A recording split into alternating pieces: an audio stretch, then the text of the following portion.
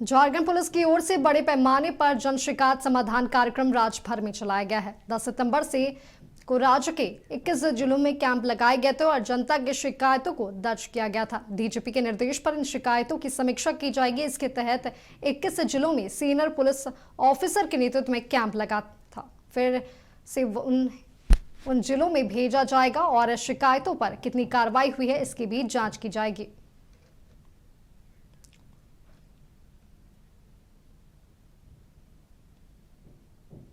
जैसा कि स्टेटिस्टिक्स आए थे, करीब 6000 शिकायतें पूरे राज्य में आई थी और ये पहली बार इतने व्यापक पैमाने पर ये हम लोगों ने किया था। इसका एक रिव्यू करूंगा मैं अगले 15 दिन के अंदर में।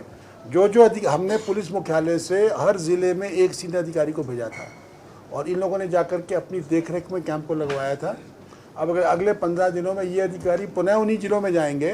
देखिए, इम्पॉर्टेंट चीज़ ये नहीं है कि पुलिस में शिकायत क्या आई, इम्पॉर्टेंट चीज़ ये है कि उस शिकायत पर पुलिस ने क्या कार्रवाई की।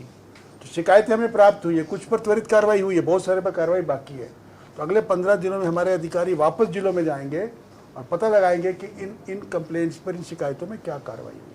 तब फिर आपको मैं बताऊंगा कि हमारा